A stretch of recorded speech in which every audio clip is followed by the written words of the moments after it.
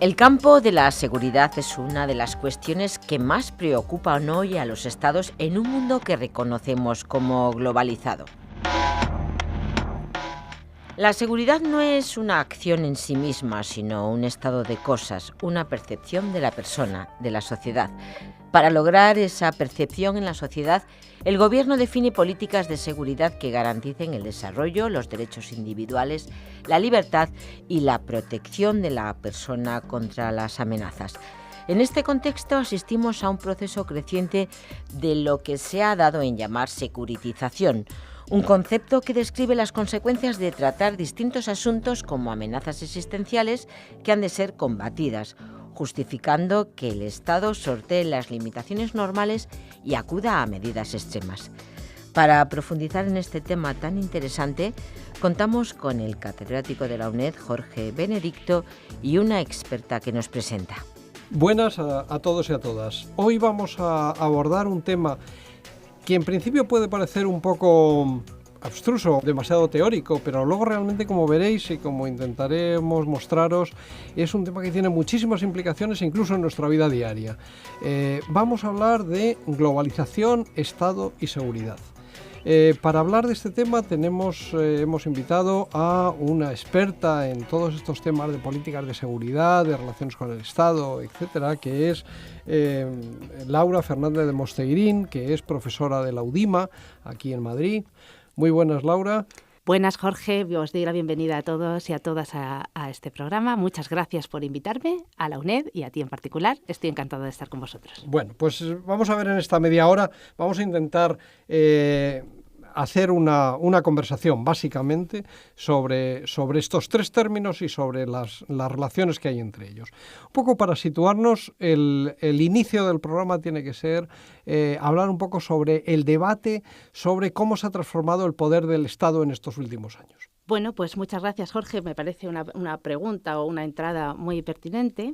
Efectivamente, en las últimas décadas, la naturaleza y el alcance de los estados, del Estado como organización, digamos, la organización política y de dominación política más poderosa del mundo contemporáneo, está siendo fuertemente debatida, ¿no? Y hay argumentos, los argumentos centrales señalan la pérdida de autonomía de los estados. La pérdida de autonomía para regular la liberalización económica, para controlar los flujos financieros, para controlar, para limitar el poder de las instituciones de gobernanza global, ¿no? El Fondo Monetario, la Organización Mundial del Comercio, etcétera. También hay argumentos sobre la retirada, la pérdida de legitimidad de los estados ante la retirada de las políticas de bienestar. Algunos argumentos también desafían esta idea del nacionalismo como potencial integrador ideológico, ¿no? Dentro de los estados. Y también están los cambios geopolíticos y las nuevas formas de guerra híbrida que desafían las capacidades militares de los estados. Pero efectivamente, y como tú has señalado, en las últimas décadas también asistimos a una dinámica que es aparentemente distinta. Y es que prácticamente todos los países del mundo se han visto afectados por dinámicas contraterroristas desde el 11S y que hay lo que podríamos hablar un giro securitario, luego hablaremos de ello, que estimula transformaciones en las democracias liberales. Hay guerras en Oriente Medio, hay una respuesta muy securitizada a las primaveras árabes, la ayuda al desarrollo está mediada por las cuestiones de seguridad, hay un tratamiento atravesado por la seguridad de la principal crisis de refugiados desde la Segunda Guerra Mundial. Encontramos, por otro lado, que el gasto militar no ha dejado de crecer a nivel mundial en las últimas décadas, que la seguridad es un sector muy poderoso de la economía mundial, y cosas que también son síntomas, como que millones de personas están siendo vigiladas a nivel planetario, o que en el interior de los estados se expanden los sistemas penales, eso que David Garland llama la cultura del control, atraviesa la gestión de las relaciones sociales y del control social, el gobierno penal de la pobreza, etcétera. Es decir, que apunta a que la capacidad de castigo de los estados, la capacidad de regular y de controlar, parece que sí se expande. Y que las fuerzas securitarias, podemos decirlo de alguna manera, que son, recordemos, desarrolladas principalmente por estados, están estimulando transformaciones en el Estado y en la sociedad. Así que si examináramos el poder del Estado en relación con la coerción, con su capacidad de regular y de controlar, no es tan obvio que el Estado esté en crisis, o lo podemos desafiar. Entonces cabe preguntarse cómo está cambiando el poder del Estado, cómo se están expandiendo sus capacidades, en qué dirección y a través de qué instrumentos. Bueno, yo creo que está ya muy claro que la visión esa un poco simplista que teníamos en los años 90 de que la globalización venía a acabar con el poder del Estado no ha sido así, ni mucho menos. Estoy de acuerdo contigo en que continuamente aparecen fenómenos que lo ponen en cuestión. Tú has citado un montón y cómo el tema de la seguridad está por ahí pues siempre en casi todos los fenómenos sociopolíticos que queremos analizar, cómo se están dando también procesos de neoautoritarismo en muchos sitios cercanos, porque bueno, pues cualquier oyente pues puede pensar inmediatamente en la Rusia de Putin o en la Turquía de Erdogan, pero no hay que olvidarse que también en el propio continente europeo, mejor dicho, en la propia Unión Europea tenemos fenómenos de este tipo, lo que puede estar pasando en Hungría, lo que está pasando en Polonia e incluso en las democracias más asentadas encontramos todas estas cosas. Pero bueno, para ir avanzando y aclarando, hay algunos términos que los expertos en estas cosas utilizáis siempre y a mí me gustaría que las aclararas. Hay dos términos que te pediría que nos aclararas. Uno es, habláis mucho del giro securitario. Es decir, parece que es una cosa que a mí me parece interesante y es que es verdad que las ciencias sociales avanzan muchas veces por oleadas. Igual que hace unos años se hablaba del giro cultural, ahora se empieza a hablar del giro securitario. Quería que me contaras qué era eso, el giro securitario. Y otra de los términos que utilizáis también mucho en vuestras publicaciones, etcétera, es el tema de la guerra del terror, que parece una cosa muy, muy seria, pero así en principio puedes decir, bueno, y los países que no están ahora mismo en guerra y tal, ¿a qué llamáis? Si nos puedes aclarar esos dos términos. Bueno, muchas gracias. La pregunta es muy interesante también. Giro securitario. Bueno, la verdad es que no te puedo decir decir con claridad cuál es el linaje teórico de ese concepto. No sé quién lo acuñó ni si lo utilizamos todos, pero nadie sabe quién lo dijo inicialmente. Lo que yo entiendo por giro securitario es el conjunto de cambios que son políticos, que son sociales, que son culturales y que giran alrededor de la idea de seguridad. Cambios en el escenario internacional, cambios en el modo en que se enmarcan las políticas públicas, por ejemplo, pero también cambios en la práctica diaria de los ciudadanos, por ejemplo, a la hora de demandar o comprar servicios de seguridad para su vida cotidiana, cambios en cómo percibimos cosas como amenazantes, ¿no? Son un conjunto de cambios muy complejos. Ahora bien, hay un concepto que ese sí se puede decir un poco el linaje teórico, que es el de securitización. El concepto de securitización se acuña en los debates en el ámbito de las relaciones internacionales a finales de los 90 para aludir al proceso por el cual episodios, eventos, grupos, colectivos o individuos se construyen como una amenaza y se invocan por parte de los poderes públicos se invocan poderes de emergencia o poderes especiales para gestionarlos.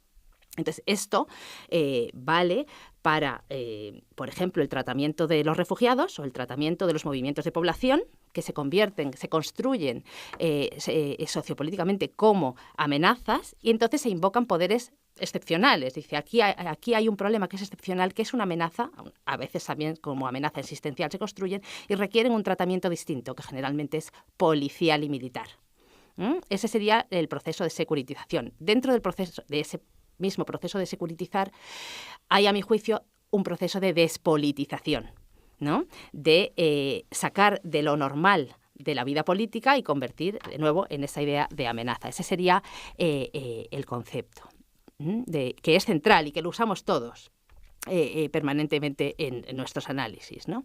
Pero lo que es innegable de ese giro securitario es la centralidad de la seguridad y de la inseguridad, porque seguridad e inseguridad son opuestos de una misma realidad y sobre todo tienen que ver no con cuestiones objetivas y medibles, que también hay un intento, ¿no?, de prevenir a través de mediciones de riesgo, valoraciones de riesgo, etcétera, y la seguridad es una cosa que no es tan fácilmente medible porque su contrario, que es la inseguridad, tiene que ver con lo percibido. Pero también me preguntabas por la idea, bueno, esto de la securitización, digamos, o del giro securitario, digamos que tiene una, por decirlo así, una pirámide de prioridades, ¿no? Y por decirlo de alguna manera, el terrorismo parece estar como en la cúspide de las intolerancias políticas y ciudadanas, ¿no? Es decir, es el mal malísimo, por decirlo de alguna manera. Entonces, en los últimos 20 años asistimos a una dinámica global y local que tiene que ver con la emergencia de nuevas formas de terrorismo globalizado a finales de los años 90 y con el desencadenamiento de guerras convencionales, vamos a decir, en Oriente Medio contra algo que es difuso, como es el terrorismo, pero que ha estimulado cambios también en el interior de los estados. La guerra contra el terror es una expresión de George Bush, que al ser atacado el 11S, pues buscó, como a veces hemos hablado tú y yo, ¿no, Jorge? Buscó a otro estado y como vio que allí no hay estado, ningún estado decidió invadir Afganistán y después Irak, y aquello era difuso y no había manera de atacarlo, ¿no? Pero lo convirtió en guerra en términos discursivos porque era la única manera de invadir otros países, ¿cierto? Bueno, la guerra contra el terror yo creo que es mucho más que eso. Porque la guerra contra el terror, si lo pensamos sociológicamente, se trata de un conflicto que implica violencia a gran escala en distintas formas y regiones del mundo, pero que a la vez estimula en el interior de los estados transformaciones en los aparatos de seguridad y en los desarrollos ideológicos para legitimar esas transformaciones. Es decir, sociológicamente, aunque jurídicamente aquello no se considere una guerra, sociológicamente lo es, porque lo que ha hecho la guerra históricamente es estimular procesos militares en el exterior de las fronteras de un estado y estimular cambios coercitivos en el interior de los estados. Entonces, bueno, el terrorismo en alguna medida está sirviendo como el contraterrorismo, como el mecanismo para estimular esas transformaciones. Así que, de alguna manera, se podría decir así. O sea, perdona, Laura, entonces podríamos decir de alguna manera, porque me ha resultado interesante esto último, muy interesante, es que la guerra vuelve a tomar el protagonismo que tuvo en el inicio del Estado moderno. Es decir, las discusiones y las publicaciones que hay sobre cómo se forman los estados nacionales, en Europa sobre todo, en la Europa a partir de la paz de Westfalia más o menos, hay mucha discusión sobre distintas interpretaciones, pero la que desde hace bastantes años se puede considerar hegemónica en las ciencias sociales es aquella que pone el foco precisamente en el papel que la guerra tuvo como elemento de formación del Estado. Como muy bien tú decías, no solamente la guerra hacia afuera, sino la guerra como elemento de conformación de la sociedad hacia adentro. Eso que parecía que ya después de la Segunda Guerra Mundial y de la etapa de prosperidad europea y mundial, bueno, sobre todo europea o del mundo occidental, en los años 50, 60, 70, parecía que había desaparecido, lo que tú me vienes a decir, y que me parece interesante, es que la guerra vuelve a tomar un papel protagonista en el propio desarrollo del aparato estatal. Si es que alguna vez desapareció la guerra. Bueno, esa es otra forma efectivamente, de decirlo. La guerra o las dinámicas del conflicto violento han estado en la base de las explicaciones de la sociología histórica para tratar la formación y el desarrollo y la transformación de los estados. Eso ha sido, digamos, una hipótesis clásica y permanente dentro de toda una sociología histórica, ¿no? Y sociología política. Efectivamente, nunca desapareció, pero hay también en el momento presente toda una corriente de pensamiento y de investigación que de alguna manera plantea que vivimos en sociedades cada vez más pacíficas, menos proclives a la violencia y que tendemos a la pacificación y a la cooperación. Esa es la teoría de Pinker, por ejemplo, ¿no? Uh-huh. Sin embargo, quienes siguen trabajando en la sociología histórica y quienes están trabajando en lo que hoy se abre camino como un campo emergente, que es la sociología de la guerra, siguen examinando esas relaciones constitutivas entre el Estado y la sociedad. No es verdad que vivamos en sociedades más pacíficas. Vivimos en sociedades altamente atravesadas por la violencia, pero no las occidentales. Las occidentales somos muy intolerantes a la violencia siempre que la veamos a distancia. Pero hay conflicto violento de alta intensidad en muchas regiones del mundo. Y esa violencia que está relacionada con las relaciones Oriente-Occidente, también están transformando los estados contemporáneos, los autoritarios y también las democracias liberales. Antes aludías pues, a las nuevas formas de autoritarismo, por ejemplo, en Turquía, en Rusia y en Hungría, pero el Reino Unido y Estados Unidos, que son los dos países que han tenido una mayor implicación en la guerra contra el terror, precisamente en relación con esa guerra están sufriendo transformaciones muy autoritarias. Es decir, las políticas antiterroristas en el Reino Unido han generado un estado de verdadera vigilancia. Un Estado que, como el Reino Unido es un Estado con altas capacidades infraestructurales, puede usar sus aparatos educativos y su Sistema Nacional de Salud para vigilar y prevenir la prevención de la radicalización violenta. Y ha conseguido imponer una obligación estatutaria a todos los funcionarios del Estado para la vigilancia del extremismo violento. Esos son poderes infraestructurales y eso es transformación del Estado en relación con la guerra, a mi juicio. Entonces, efectivamente, los estados que mayor implicación han tenido, pues más se están transformando. Y los que tienen una posición más periférica, pues se están transformando menos. Sería una manera de decirlo. Sí. Esto lo estoy diciendo de una manera muy general, ¿no? Es una cosa que estoy investigando realmente y que hay mucha gente investigando sobre ello. No, pero sí me parece muy interesante porque es verdad que muchas veces detrás de toda la legislación contraterrorista y todo lo que se sucede, por ejemplo, después de cada atentado terrorista en suelo europeo, hay una serie de modificaciones legislativas que para los que no somos expertos en el tema se nos termina de alguna manera presentando como algo normal para prevenir estos problemas y que son derivas autoritarias y que luego de vez en cuando nos damos cuenta de qué es lo que pasa cuando aparece el Wikileaks, cuando aparecen las filtraciones de Snowden o bueno, el último escándalo de lo del Cambridge Analytics, en los cuales pensábamos que lo único de lo que estábamos libres era de que nos manipularan a la hora del voto, precisamente al tener las redes sociales, y lo que hemos visto es que en las redes sociales es donde más posibilidades hay de manipulación. O sea que en esto estoy contigo. Pero yo quería volver, por seguir avanzando, a una cosa que has dicho, que era lo de la creación de las amenazas y el papel de la seguridad. Me ha parecido muy interesante el ejemplo que ponías del tema de la inmigración. Es decir, cómo de ser un problema social, bueno, ya no digo ni un problema humanitario, que sería lo básico, pero bueno, quedémonos en un problema social. Cómo ha ido, y eso en la última oleada de inmigración proveniente de Siria al continente europeo ha estado muy claro, cómo hemos pasado de ser un problema social a ser una amenaza contra la seguridad de los estados, y cómo en el discurso de los partidos políticos que más éxito han tenido electoral es porque han terminado convirtiéndolo en una amenaza, no ya en un problema a solucionar, sino en una amenaza contra los que estamos aquí. Entonces, claro, al final, como tú muy bien decías, las amenazas, quien las tiene que solucionar es la policía o el ejército. Y entonces, bueno, ahí sí vemos que la propia Unión Europea está respondiendo con esos criterios. ¿Cómo solucionamos el tema de tal? Pues mandando el tema de los refugiados, pues mandando patrulleras, o pagando para que las patrulleras libias hagan el trabajo sucio que nosotros, los europeos, no hacemos. Y esto me lleva a una nueva pregunta, que era, porque lo del terrorismo es un tema interesantísimo, pero quizás es lo más visible.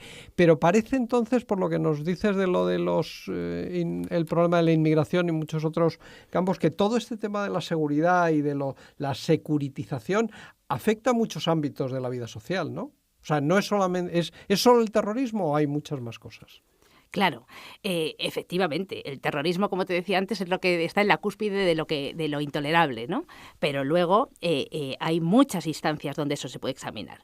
Volviendo a lo de los refugiados, te decía que cuando se construye una cosa como una amenaza se despolitiza, de alguna manera se quita su dimensión social y política, y por lo tanto se saca del debate todo un conjunto de medidas que se podrían poner en práctica para eso. Por ejemplo, se deja de tener en cuenta que el hecho de que haya millones de personas refugiadas tiene que ver con que primero hubo una guerra. Y en esa guerra hay estados occidentales que tienen un papel, porque parte de esas guerras han sido guerras de agresión, ¿no? Eso es otro debate, pero efectivamente se sacan todos los demás factores para centrarnos en si es o no una amenaza. La securitización también ocurre en la vida cotidiana de las personas, pues no solo porque se ha convertido en prioritario para nosotros, por ejemplo, contratar sistemas de seguridad privada, se ha convertido en prioritario examinar cada una de las indicaciones que tiene un alimento, se ha convertido en prioritario vigilar que el vecino vacune a sus hijos y al final nos toca también vigilar que el vecino no se esté radicalizando. Es decir, hay muchas cuestiones que tienen que ver con nuestra vida diaria de ciudadanos.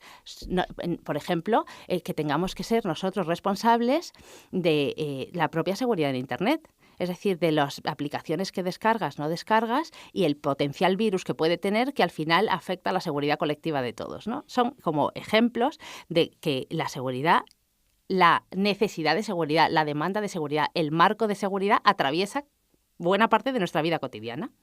Ese tema me gustaría seguir un poco dándole vueltas porque, bueno, me recuerda un libro que es un clásico en la sociología política de Foucault, de Vigilar y Castigar. Es decir, parece cada vez que está más claro que el Estado cada vez últimamente tiene más capacidad de vigilar a los ciudadanos y de castigar a los ciudadanos, es decir, cada vez va más a la esencia de su propia naturaleza.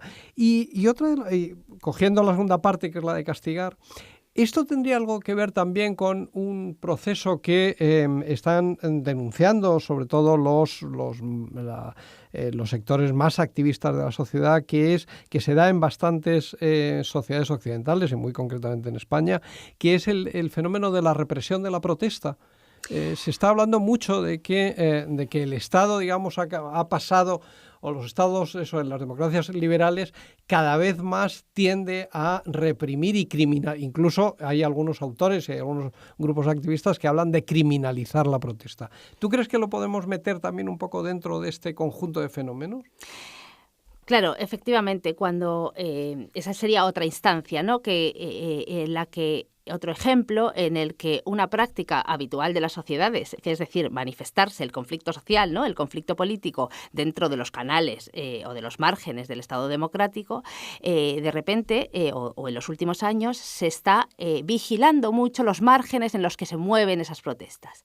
Y entonces, en el caso español, por ejemplo, ante la emergencia de la movilización social vinculada a la austeridad de los últimos años, pues lo que ha habido es una hiperregulación de las prácticas que son posibles y aceptables dentro de nuestro sistema. Entonces, muchas cuestiones que antes no lo eran se han convertido en infracciones e incluso en delitos, y a la vez se han construido discursos que legitiman esa regulación siempre porque hay radicales o antisistemas o hay grupos de personas que se salen de los márgenes de lo que se considera aceptable. Lo que se considera aceptable es bien el ciudadano o la mayoría silenciosa, bien la movilización dentro de unos canales que son cada vez más cerrados o dentro de unos formatos que son cada vez más cerrados. Pero todas aquellas innovaciones de la movilización social de los últimos años han sido penalizadas en la ley de esa seguridad ciudadana.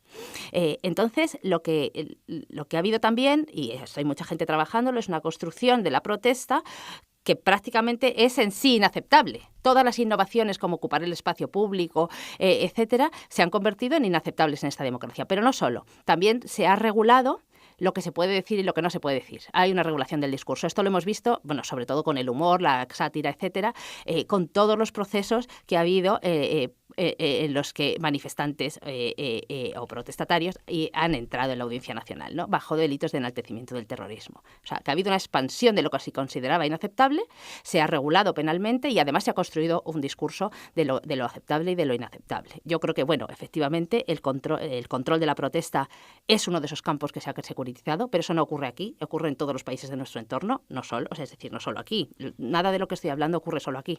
Ocurre en todos nuestros países vecinos con distintas formas porque depende de los desarrollos de cada país, ¿no? Pero efectivamente ese sería otro campo. Pero tampoco yo creo que no nos debemos olvidar que hay otro fenómeno muy interesante que no está tan directamente vinculado ni con los desarrollos de la seguridad después del 11S, sino que es previo, que tiene que ver con la expansión de los poderes penales del Estado y de la capacidad de la expansión de la población carcelaria, por ejemplo, ¿no? Esta idea que Garland llamaba de la cultura del control y que hay otros autores que hablan del gobierno neoliberal de la pobreza, ¿no? Por la cual se están expandiendo los sistemas penales y penitenciarios, ¿no? Eso que empezó en el Reino Unido y en Estados Unidos ha llegado aquí en los últimos años, ¿no? Esto lo está trabajando Ignacio González de la Universidad de Lleida desde hace ya mucho tiempo, ¿no? Cómo se está expandiendo, fortaleciendo el aparato penal del Estado y su capacidad de castigar, sobre todo a los pobres. Entonces, esa sería como otra instancia. En aras de la seguridad, castigamos, ¿no? Expandimos el aparato penal. La cuestión del giro securitario, yo creo que la clave está en examinar lo que se hace y lo que se acepta en nombre de la seguridad. Y ahí es examinar la vida cotidiana, ¿no?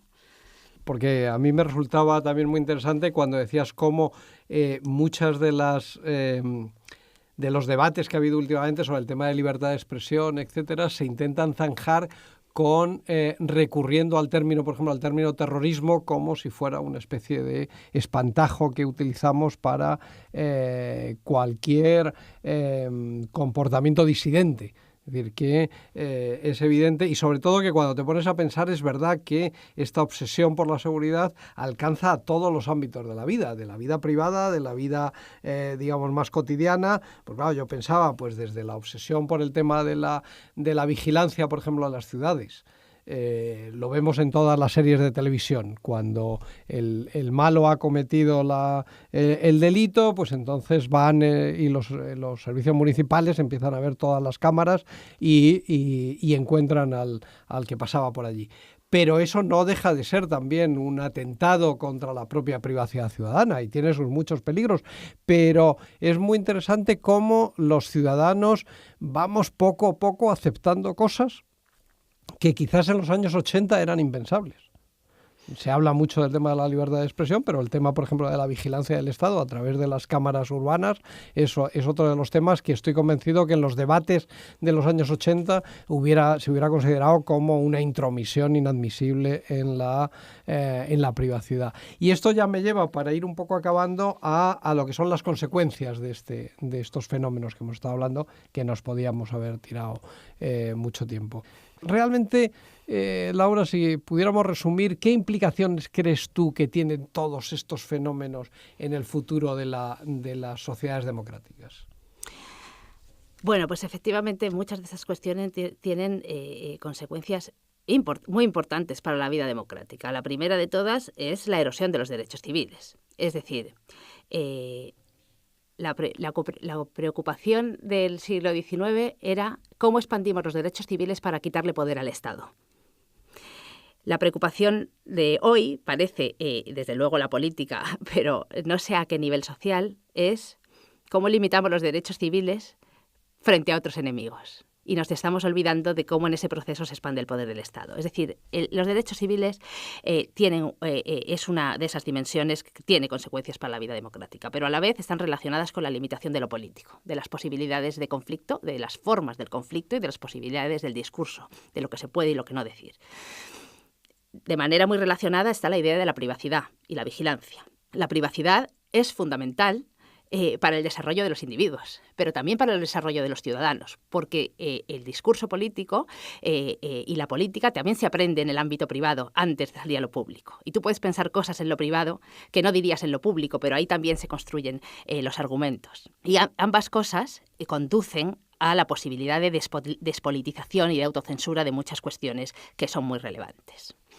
Y eso está relacionado con la vigilancia, pero que la vigilancia no ocurre solo, que podríamos pensar en Internet, ocurre en los espacios públicos. Y ocurre no solo a través de las cámaras de videovigilancia, que también, sino que cada vez se articula más la idea de vigilancia en el cara a cara. Es decir, todas las políticas de prevención de la radicalización violenta, por ejemplo, están pensadas para que nos vigilemos entre ciudadanos, para que un ciudadano vigile a su vecino, para que un pediatra vigile a sus pacientes, etc. Entonces, vuelve de alguna manera, o podría volver, está volviendo en otros países, la vigilancia cara a cara. Yo también creo que tiene unas consecuencias que transforma, o está transformando, o tiene potencial para transformar los modelos de ciudadanía deseable. Es decir, Por un lado están los no ciudadanos, aquellos que metemos en los CIEs en nombre de la seguridad. Esos son los no ciudadanos, ¿no? Luego está esta concepción del buen ciudadano. El buen ciudadano es el que se hace corresponsable de la seguridad, el que participa de eso, del vigilar al vecino, también el que comunica, el que contribuye a las autoridades, ¿no? Esa idea de corresponsabilidad a mí me parece muy interesante, ¿no? Que de pronto, desde el discurso oficial y de las autoridades se llame a la corresponsabilidad en las tareas de seguridad. Eso es un modelo de ciudadanía. Y otra cosa que no he mencionado, podría haber dicho anteriormente, pero que querría decir, es que el concepto de seguridad dominante es un concepto policial y militar. Pero la seguridad es otras cosas también. En la encuesta mundial de valores, por ejemplo, que la miré hace poco, cuando se le pregunta a los ciudadanos pues, si tienen mucho miedo de un atentado terrorista o de una guerra, pues efectivamente el nivel de preocupación es muy alto. Pero si tú examinas aquellas preguntas que tienen que ver con sus preocupaciones cotidianas, por ejemplo, no poder alimentar a sus hijos o no poder darles una educación, los niveles de preocupación son igualmente, tienen casi la misma dimensión. Y esto es fundamental porque tiene que ver con otro concepto de inseguridad y de inseguridad, que es la inseguridad social, la incertidumbre frente a formas de aseguramiento colectivo que antes existían y que ahora no existen y que no te van a permitir desarrollarte como persona y menos como ciudadano. Y que tienen que ver con la idea de libertad, pero con la idea de libertad para desarrollarte. Entonces, eso es otro efecto importante del giro securitario para la vida democrática, y es que solo hay un concepto posible de seguridad, y es el que tiene que ver con las amenazas y con los enemigos, y no con otras formas de aseguramiento que son esenciales para la vida democrática. Bueno, realmente, después de oírte, vamos a cerrar aquí porque te quedas hasta un poco preocupado del panorama que has dibujado. Pero no, a mí, yo para cerrar el programa sí querría, sin más, decir una frase. Empezábamos el programa hablando de la desaparición, digamos, o de aquellos discursos que hablaban de la desaparición del Estado de alguna manera o de la quiebra del poder del Estado, y después de esta media hora yo creo que lo más interesante es a ver si nos damos cuenta que el Estado siempre está ahí presente, que por mucho que muchas veces en las ciencias sociales, en la sociología política tendemos a olvidarnos, sigue siendo el actor principal al cual nos tenemos que referir, y lo cual no quita para que haya otras fuerzas en la sociedad global, etcétera, que también tengamos que analizar. Pero el Estado sigue estando ahí, sigue estando en el centro del escenario y tiene que seguir siendo el objeto de nuestras investigaciones para ver estas derivaciones, cómo está afectando al concepto de ciudadanía, a la propia vida democrática, etcétera, etcétera. Bueno, esperamos que por lo menos hayamos hecho algo, digamos, de luz a este tema ciertamente complejo, pero ciertamente muy interesante porque es el de la vida nuestra de todos los días, y prometo que vamos a seguir dándole vueltas y en otro momento cogeremos y analizaremos alguna otra derivada de este problema. Bueno, pues por lo demás, muchas gracias a todos y hasta la próxima. Muchas gracias, Jorge, por la invitación. Gracias a la UNED. Ha sido un placer estar aquí con vosotros, con todos y todas, compartiendo mis trabajos. Pues gracias. Muy bien, muchas gracias, Laura. Hasta luego.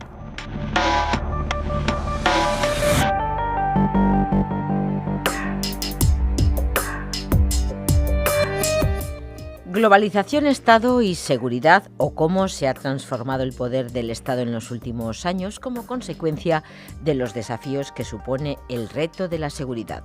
Un tema muy interesante en el que hemos profundizado con la ayuda de Laura Fernández de Mosteirín, profesora de la UDIMA, y el catedrático de la UNED, Jorge Benedicto, habitual colaborador de este espacio en Radio 3, dedicado a la política y a la sociología.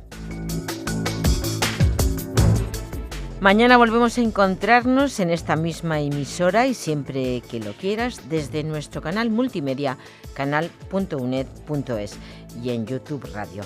Gracias por elegirnos.